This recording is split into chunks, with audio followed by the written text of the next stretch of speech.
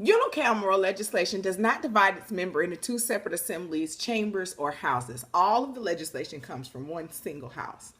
So that would be the difference between bicameral legislature and unicameral legislature. It's simply that one is governed by two bodies or two houses, and one is only governed by one. So let's look at what it looks like on a congressional committee, because there are different entities that are built inside of the legislative branch or that are built inside Congress. Number one, congressional committees play an important role in the lawmaking process. This is where the work takes place that can't be done on the floor. It's kind of like when you go to a restaurant, you don't see the kitchen cooking. You don't see all of the work and all of the labor that goes into the preparation of your food. You only see the finished product when it comes out on the floor. This is the same concept with congressional committees. Their work takes place off stage, so they're working very, very hard behind closed doors. So the question would be, in which house does most of the work take place in committees, and why? So when we talk about which house does the most work and takes place of the committees and why, it would definitely be the House of Representatives. Number one, you have more representatives present. Remember, the Senate only has 100 members. Those committees have to be very diverse, and they're selected strategically. So with that being said, the House of Representatives does do most of the work, and they do take a lot of the responsibilities of the committees in order to get legislature passed. Standing committees. Standing committees are permanent committees. They handle most legislative business, and they get information through hearings and investigations. This is important because they are the fact checkers. They are the ones that are going to make sure they collect enough information to make a very educated and intelligent decision on United States legislature. So subcommittees. Subcommittees are a smaller division of standing committees, and their main job is to review proposed bills.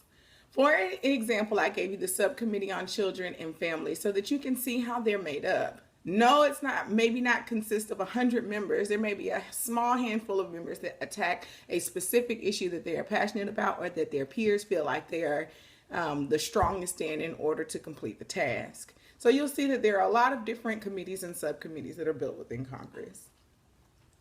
Select and special committees. When we talk about select and special committees, we're talking about a temporary committee, and these committees are created to deal with a specific problem. For example, with the stimulus bill for COVID-19, there is a special or select committee that met together in order to draft or come up with the concept of a stimulus in order to stimulate the American economy based on the hardships that Americans are feeling right now due to COVID-19. A lot of people are forced to stay at home, and some of them are not generating income. And the bill is supposed to stimulate the economy by giving money to households so that they can survive throughout the COVID-19 pandemic without experiencing high unemployment or homelessness. A special committee was put together in order to find a resolution to this problem. And currently we're seeing the legislative process play out 100% as we are trying to pass this emergency bill or this emergency stimulus act or plan in order to funnel money into the economy to keep the American people afloat. Joint committees. Joint committees are permanent committees, and they're made up of members from both houses. This committee deals with issues affecting both houses. For example, a library. The job is to oversee the Library of Congress, but they may be overseeing some other tasks as well. The Library of Congress has information from both the House of Representatives and the Senate. So as you can see, that job is kind of split amongst the two houses. That's exactly what a joint committee does. Joint. When you join something, you bring two things together. These are committees that oversee or that work with both the Senate and the House of Representatives. Conference committees. Conference committees are temporary committees that include members of both houses. They were created to iron out differences between two versions of a bill passed by the House and the Senate. We see this right now. Right now, we have two different versions of the stimulus bill that are out there, and they are weighing out the options to see which bill is going to be the better bill for the American people. Do we go with the bill that's going to fund big business, meaning that we bail out the businesses, or do we fund a bill that helps the people out more while giving us cleaner green energy? It just depends on the perspective. Some people may feel like if we bail out the major businesses, that creates jobs and it'll keep the economy afloat, whereas some people feel like, hey, big businesses are always getting bailed out. The average American needs help. Let's bail out the people. This conference committee is the joining, and those joint committees and those special committees, they're all coming together and they're all working hand in hand because the goal is to make the bill the same for both houses, and we definitely want to make sure that it's beneficial to the American people. Now, we've talked about all of these committees, we talked about what they do, we talk about why they're important, but we have not talked about how a bill actually becomes a law. So a bill actually becomes a law when it is introduced to the House or the Senate, and it can be introduced by any member. The legislature that introduces the bill becomes the bill's sponsor. It's the person that just brings it up, that just happens to mention it in order to get it onto the floor. Then the bill will receive a number from the clerk, for example, House Bill 001 or Senate Bill 001. And once it is issued a number, it goes to the standing committee. At the standing committee can decide whether or not they're going to assign it to one of those smaller subcommittees, or if they decide, you know what, this isn't quite important enough for us to take on, or a subcommittee, they'll go ahead and kill the bill. Kill bill. That was a good one. Debate, change, or pass. The next motion is, on the floor, legislators will debate and make any changes if the majority votes in favor, that the bill passes in that particular house. Once the bill is signed, it's sent to the other house. The bill is introduced in the House or the Senate, but it is signed and sent to the other house. So remember, it's introduced, then it's signed. So it goes from one house to the other, regardless of where it originated.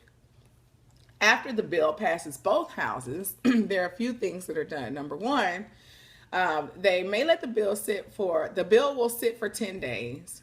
The president can sign it, the president can veto it, or the president can pocket veto it, which pretty much means that the bill it's dead. The president killed the bill. Congress adjourns within 10 days, and if the bill is not signed, the bill just kind of dies off. So these are the essential functions of the president. They can let it sit for 10 days. They can go ahead and immediately sign it. They can veto it, or they can pocket veto the bill. Once the bill sets for 10 days, or if the president signs the bill, then the bill becomes a law. We're going to go back and we're going to review the functions, because oftentimes there's a little bit of confusion as far as the checks and balances. And now we're going to see the checks and balances processes, because remember, veto power is one of the isolated powers of the executive branch. Only the executive branch has the power to veto when it comes to Congress. So let's see what that looks like in the next slide. So the president has the power to veto. If the president decides to veto, or he decides she decides I am not going to endorse this law, then the bill goes back to Congress. Once the bill goes back to Congress, 2/3 vote in both houses. That means out of all 535 representatives must vote to override the veto. If they don't receive 2/3 of the vote, then the bill is killed. It's over. However, if 2/3 vote in both houses to override the veto, then the bill does continue and the bill becomes a law. Make sure that when you are taking your notes, that you also note that lobbyists and special interest groups also try to convince lawmakers to vote their way during this process, because there are people who are going to find special interest or are going to say, hey, this issue is very important. Can you please push this, because this agenda needs to be heard. This agenda needs to be said. These are your lobbyists. These are the people that are kind of mixing and mingling, trying to smooth their way into getting their objectives, their goals, or their laws, bills, and acts passed. So if you take a look at the next slide, I have given you a flow chart of what it looks like when a bill becomes a law. So I want you to take a minute to look at the flow chart, and after you look at the flow chart, I want you to take a look at the stimulus bill assignment that you're challenged with for today.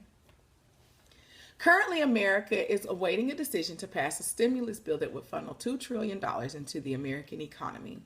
and American homes to assist with the hardships caused by COVID-19. Here's your assignment. Number 1, create a plan for American citizens to receive monetary assistance and health care during the COVID-19 pandemic. Number 2, think of costs of groceries, rent, utilities, and all of the basic necessities that an average American would need, and come up with a payment plan or a one-time lump payment to American families to help with the economic hardships caused by COVID-19. The catch is you cannot use the current United States stimulus bill that they're drafting. You cannot use either version. This I want to come from your head because those thoughts have already been taken, but yours are brilliant. Once you have documented the payment plan that you have created or the one-time lump sum payout, then create a flow chart showing how you would get your stimulus package to pass bicameral legislation. I'm so excited to see what this is going to look like from you all. Please make sure that as soon as you complete your assignment that you go ahead and email that attachment to your teachers. I'm sure they'll be excited to see it as well. I think that we're going to have some brilliant ideas. You are the future. I think that your stimulus bills ideas could probably go straight up to Congress, and we would probably use them if we were in a perfect world. Anyhow, thank you so much for tuning in, and I hope you have a great day.